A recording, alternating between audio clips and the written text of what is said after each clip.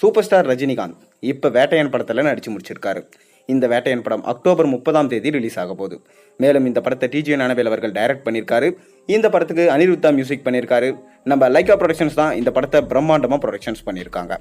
மேலும் சமீபத்தில் லைக்கா ப்ரொடக்ஷன்ஸோட ப்ரொடக்ஷன்ஸில் வெளிவந்த இந்தியன் 2 படம் பயங்கரமாக அடி வாங்கி போச்சு. ஷங்கரோடைய சகாப்தமும் அழிஞ்சு போச்சு. இதோட ஷங்கர் கேம் சேஞ்சர் படத்தில் வெற்றி கொடுத்தாதான் அவரை மக்களும் சரி ப்ரொடியூசரும் சரி எல்லாருமே நம்புவாங்க. இல்லைனா கண்டிப்பாக ஷங்கர் அதோட தலை நிமிர்ந்து பார்க்கவே முடியாது. அப்படி இருக்க சூப்பர் ஸ்டார் ரஜினிகாந்தை வச்சு அடுத்த படத்தை எடுக்க பிளான் பண்ணியிருக்காரு. அதாவது 3.0. ஏற்கனவே எந்திரன் 2.0ன்னு சொல்லிட்டு பிளாக் பஸ்டர் ஹிட் படம் கொடுத்த நம்ம ஷங்கர் அவர்கள் மீண்டும் ரஜினி கிட்ட 3.0வை எடுக்கலாம்னு சொல்லியிருக்காரு. ஒரு பக்கம் வேல்பாரியும் பார்த்தீங்கன்னா ரஜினி தான் நடிச்சாகணும்னு சொல்லியிருக்காரு. இன்னொரு பக்கம் 3.0வும் பார்த்தீங்கன்னா நம்ம சூப்பர் ஸ்டார் ரஜினிகாந்தை வச்சு எடுக்க போகிறதா ஒரு டாக் போயிட்டுருக்கு. கேம் சேஞ்சர் படம் முடிஞ்ச உடனே சூப்பர் ஸ்டார் ரஜினிகாந்தை வச்சு 3.0 படத்தை எடுக்க ரொம்பவே திட்டம் போட்டிருக்காரு நம்ம ஷங்கர் அவர்கள்.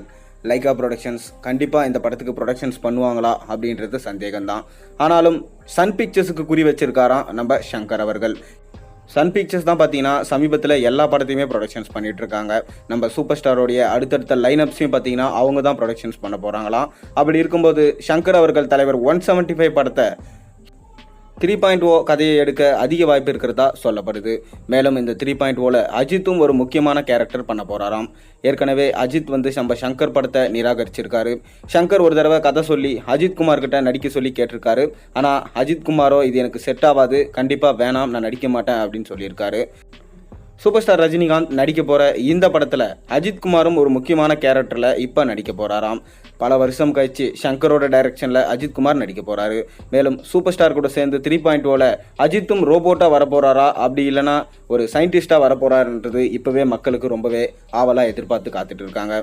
ஆனாலும் மக்களுக்கு ஷங்கர் மேலே இருக்கிற நம்பிக்கை போனதுனால இந்த படத்துக்கு எந்த அளவுக்கு எக்ஸ்பெக்டேஷன்ஸ் போகும் அப்படின்றது தெரியல. ஆனால் பிரம்மாண்டமாக இந்த படத்தை எடுக்க திட்டமிட்டிருக்காரு.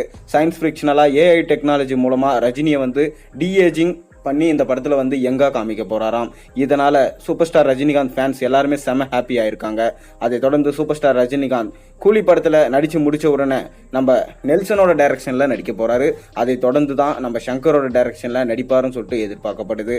அதில் அஜித் குமாரும் முக்கியமான கேரக்டர் நடிக்கிறதுனால 2 பேரும் தனித்தனியான படத்தில் பிஸியாக இருக்கிறதுனால இதற்கான சந்தர்ப்பம் இன்னுமே அமையல. கண்டிப்பாக தலைவர் 175 இந்த படமாக இருக்கும்னு சொல்லிட்டு சொல்லப்பட்டு வருது. நீங்கள் அஜித் குமார் மற்றும் சூப்பர் ஸ்டார் ரஜினிகாந்த் இருவரும் இணைந்து 3.0ல நடித்தாங்கன்னா நல்லா இருக்குமா இல்லையா, உங்களோட கருத்துக்கள் என்ன, மறக்காமல் கீழே கமெண்ட்டில் சொல்லுங்கள். மேலும் சேனலில் போடுற ஒரு வீடியோஸும் பிடிச்சிருந்தா மறக்காமல் சப்ஸ்கிரைப் பண்ணுங்கள், லைக் பண்ணுங்கள், பெல் ஐக்கனை ப்ரெஸ் பண்ணுங்கள். அப்போ தான் நான் போகிற வீடியோஸ் எல்லாம் உங்களுக்கு நோட்டிஃபிகேஷனாக சேரும்.